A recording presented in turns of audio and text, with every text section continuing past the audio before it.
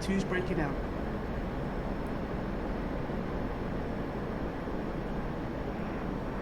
Two, roll out. 2 has lead in sight. Request rejoin. Rejoin left turning. 2.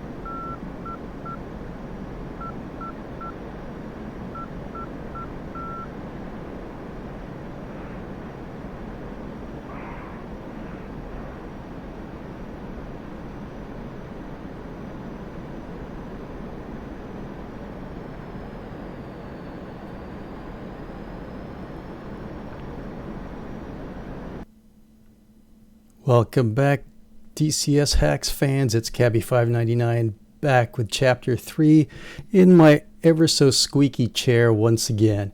Hey, I wanted to knock out this video real quick because I need to take off out of town for about a week and I wouldn't be able to get this done in time, so I thought I'd just make it a shorter one this time and dedicate it strictly to rejoins only this time.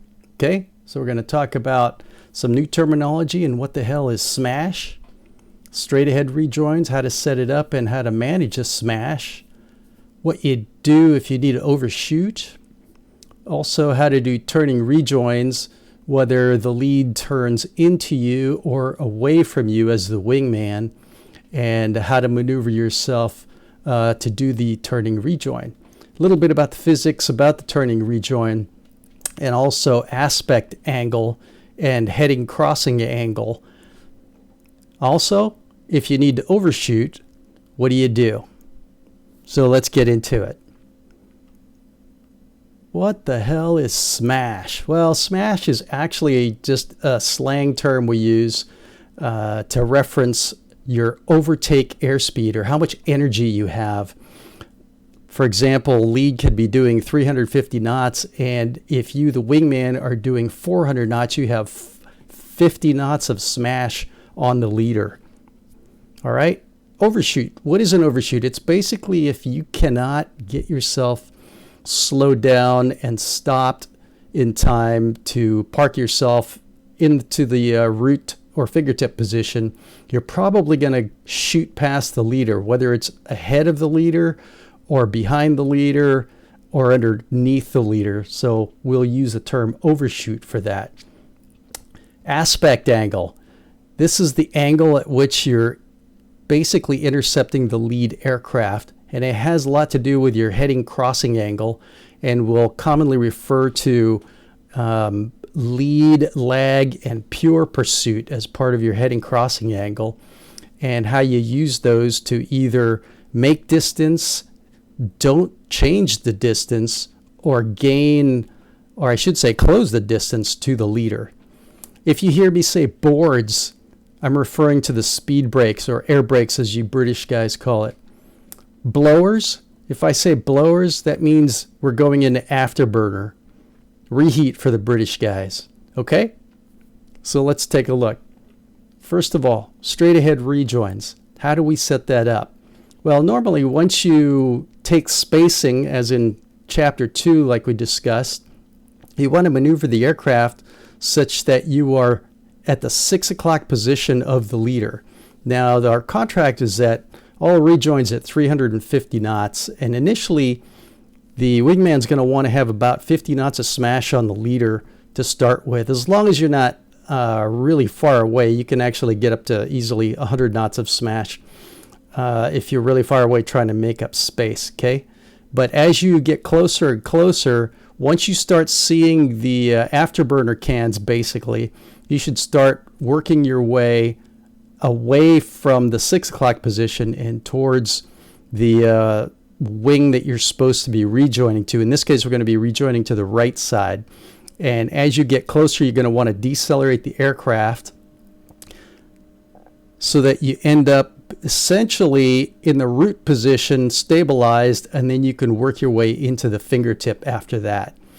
It may require you putting your boards out to slow down. You may have to go idle boards.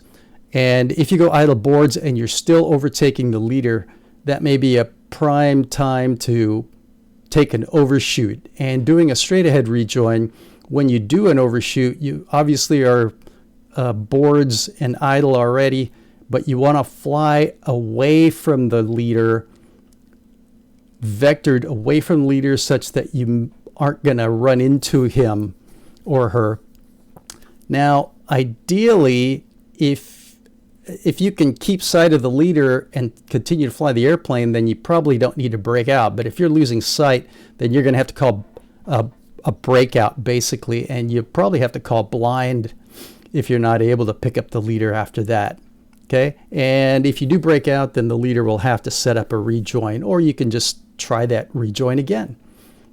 Once you've got it under control, assuming you can keep the lead in sight, allow the airplane to decelerate, work its way backwards, retreating until ideally to get on the 30-degree fingertip line someplace, and then work your way back into the root position and then fingertip from there.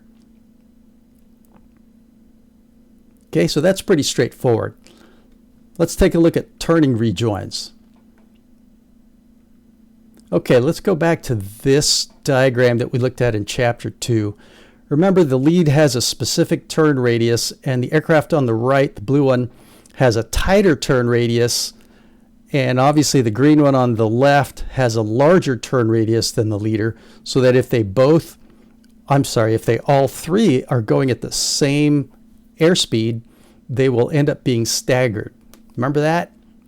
Okay, well, the aircraft on the right that's on the inside of the turn has angular advantage over the leader, and so that's why, even though they're going the same airspeed, he shot ahead of the leader, and we call that lead. Okay, obviously the aircraft, the green one on the left that's on the outside of the turn, is lagging, so we call that lag. So let's take a look at it from the turning rejoin itself.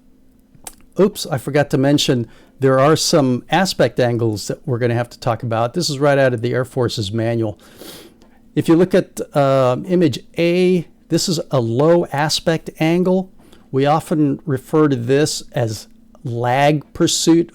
As far as the heading crossing angle is concerned, your nose of the nose of your aircraft is probably pointed behind the tail of the lead aircraft, and in doing so is going to increase distance. You'll never catch them. It's called a tail chase.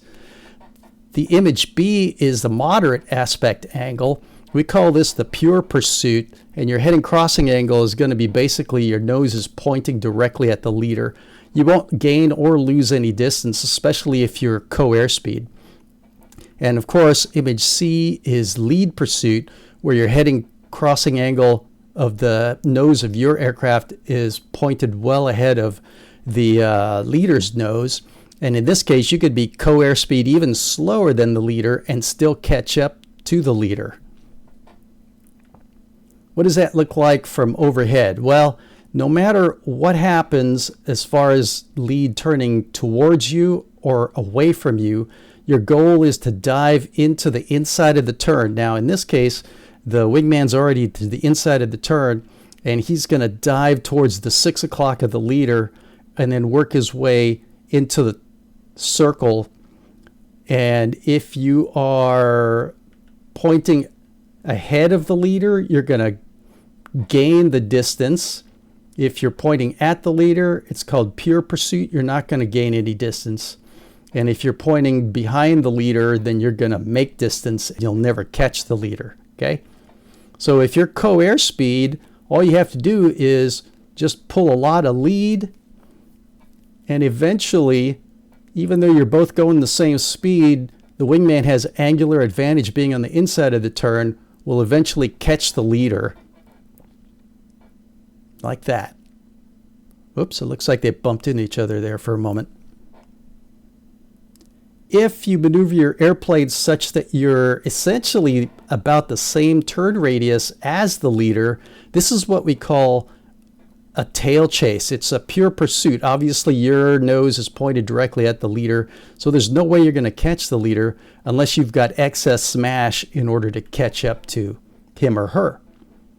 So the only way you're going to catch the leader at this point is to make sure you have some overtake airspeed wise in order to catch up to the lead and get into position.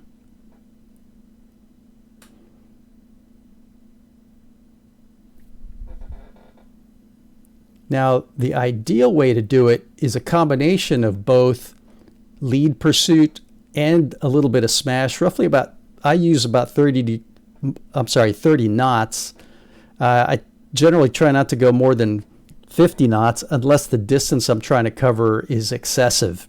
Okay, but if you use about 30 knots and then use the angles and lead pursuit to help you make the rejoin a whole lot more efficient, and it should happen a lot sooner as well.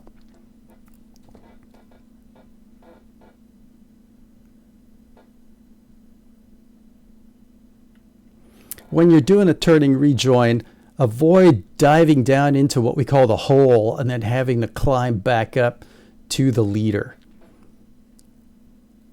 All right, ideally you want to try to be more or less level during that part of the rejoin. And by keeping the lead aircraft close to your canopy rail or your glare shield, that'll keep you from diving into the hole.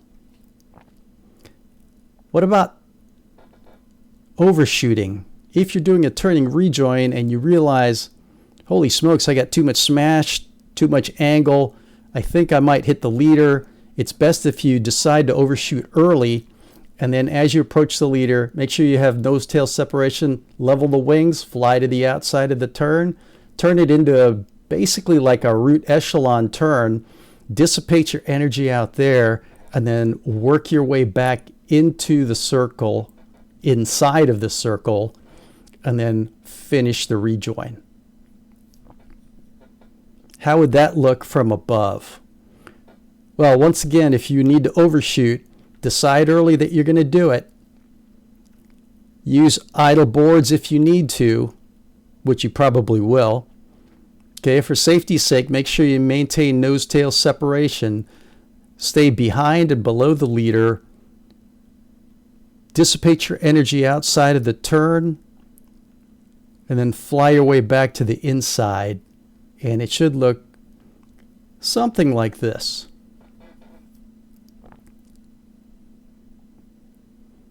Okay, going back to the inside of the turn and completing the rejoin.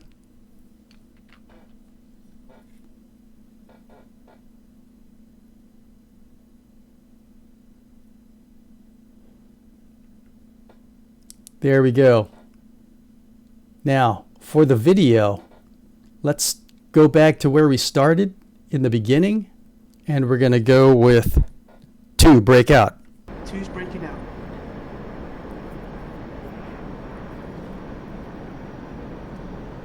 Two, roll out.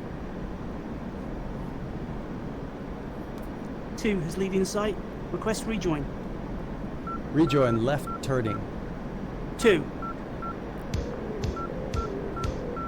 Now, as the lead, I could have easily just said rejoin left side and started turning towards him. In real life, you could even do a visual by just rocking the wings and then going into a left turn in this case. Let's see how this turns out. Right now I see a pure pursuit. Garf's nose is pointed directly at my airplane, and he's got about, he's looking at his airspeed, he's got about 50 knots of smash on me.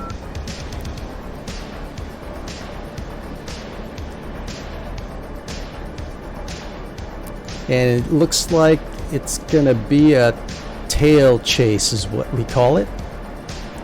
And so the only way he's going to be able to catch me is by having overtake. And he's got about 80 knots of overtake right now. 80 knots of smash. And he's roughly about the same turn radius as the leader at this point. So that's the only way he's going to be able to do this without doing any leading of the lead aircraft. Lead pursuit of the lead aircraft, I should say. So that is the classic tail chase.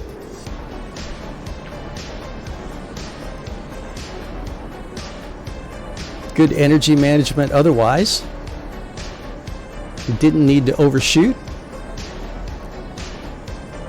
He's getting himself stabilized in the root position before he slides back into fingertip.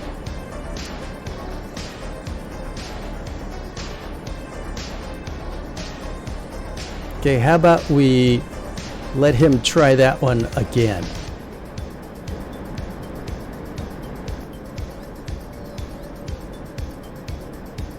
Two, break out. Two's break it out.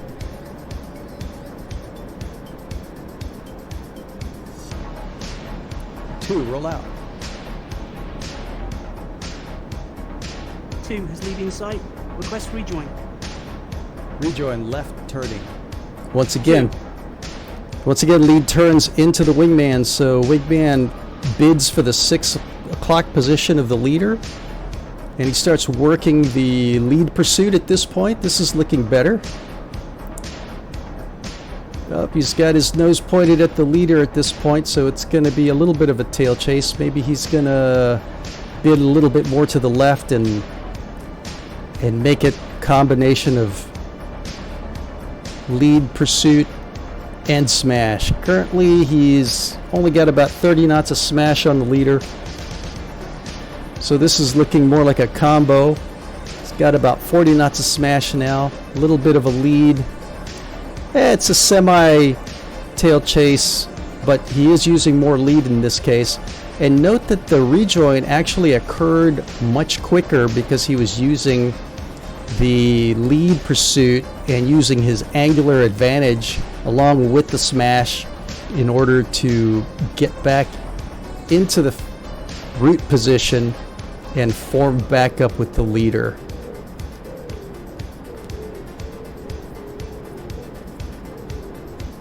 So that was better.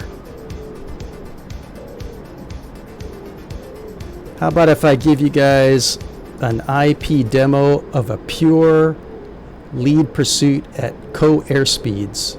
You ready?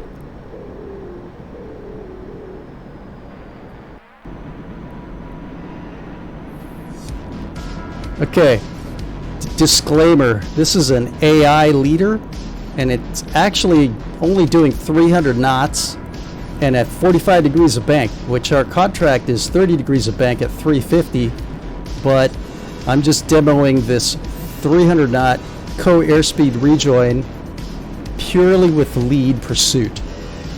So we're both going 300 knots. I've got my nose pointed well ahead of the leader.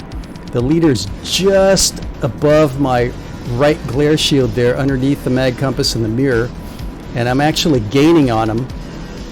Now I'm going to try to keep him relatively close to the canopy rail, and you can see I'm getting closer and closer to him, and I'll reference my airspeed just to make sure I'm still going 300 knots.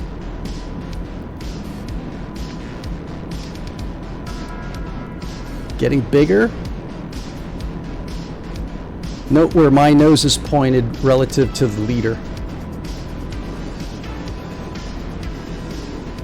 Still 300 knots. Okay, getting closer.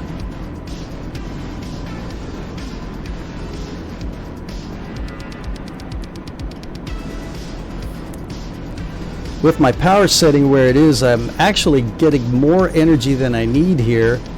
And I think I'll just demo, how about an overshoot? There we go, on the outside of the turn, make it basically like an root echelon turn, dissipate my energy out here, and then work my way back to the inside of the turn. This is kind of a low aspect angle, so this is a little bit closer to a tail chase here, but I've got a little bit more of a little bit of a lead on him, so I should be able to catch him even though I'm still only doing 300 knots.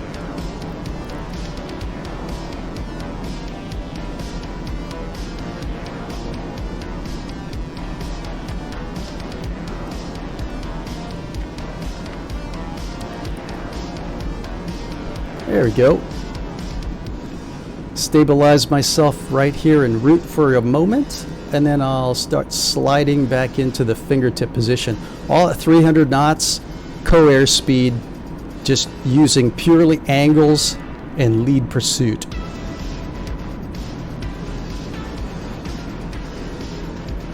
Okay, maybe not that close. I'm falling away. Hey, let's go back to Garf and let's see how he's doing.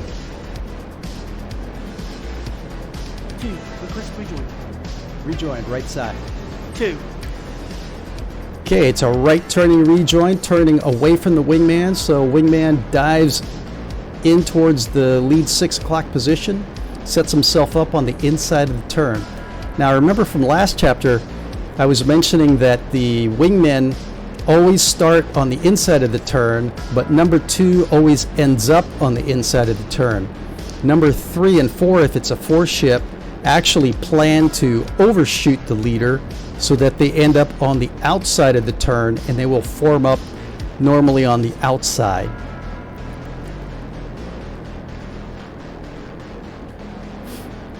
Looks good. This is a moderate aspect angle, and he's using both lead and smash, although his airspeed's co-airspeed now.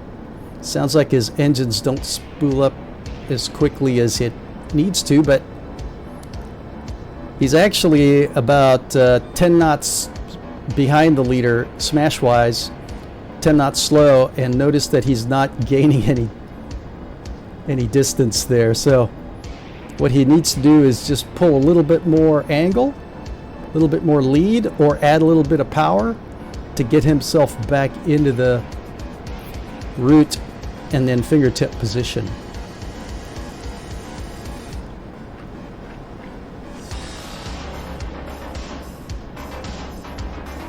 There he goes. Now he's getting in there a little better. There we go. Not too bad, Garf. How about we demo a take spacing so that we can show you guys how to do a straight ahead rejoin.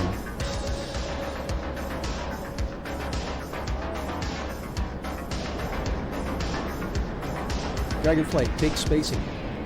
2, All right, Garf's pulling himself with some G away from the lead, making a big S turn.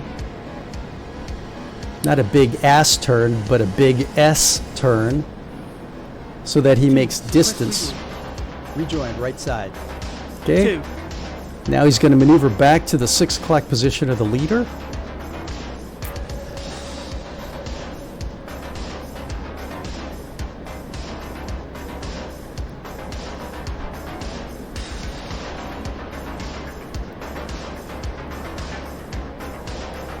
There we go. Leader's just above the heads-up display there. Working his way to the 6 o'clock position. Something I failed to mention prior, I had already told Garf that lead was already at 380 knots, so he's doing this rejoin with lead at 380, vice the 350 that's in the contract. Okay, so he's decelerating now, and he's got a good viz on me, so he's actually got the lead aircraft over the AOA indexer, so that gives him a good vector away from the leader. And then he's going to decelerate himself down to 380 knots, using the boards as necessary.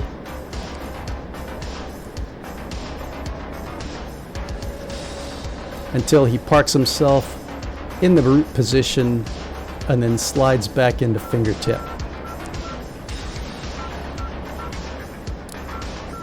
Yeah, it was pretty good, Garf. How about we do an IP demo of an overshoot from a straight ahead rejoin. Just so you know, I've got 100 knot smash right here. Idle boards. Can I keep him in sight? Oh, just barely. Note that I'm trying to fly away from the leader at the same time trying to keep him in sight. If this was in real life, I would have just broken out and set up the rejoin and did it over again. But I wanted to do a demo for you guys, so there you go. Now my biggest problem here, I did pull up a little bit just to maintain separation, but I don't want to get too slow and start stalling. I can see my leading edge flaps coming down, so I know I'm getting slow. Yep, slow. Okay, try to keep from falling out of the air and let the airplane retreat. Okay, my boards are coming in. My power's coming up. And I'm going to work my way back into essentially a redo of the straight ahead rejoin, at least the last part of it.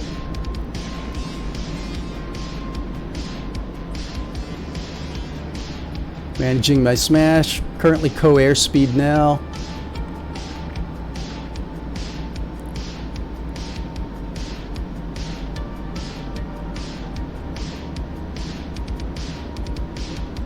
Stagnating out here, that's not good. Add a little bit more power, there we go. Start working my way back into the root position. And what? Why did lead turn away? Stupid AI. And that ends the video for chapter 3. Hey guys, for chapter 4, we're going to be doing wing work, extended trail, and close trail. All right, that may take a couple weeks because I'm going to be gone for a week. But hey, for now, how about smashing that like button and the subscribe button for Garfy there? And don't forget,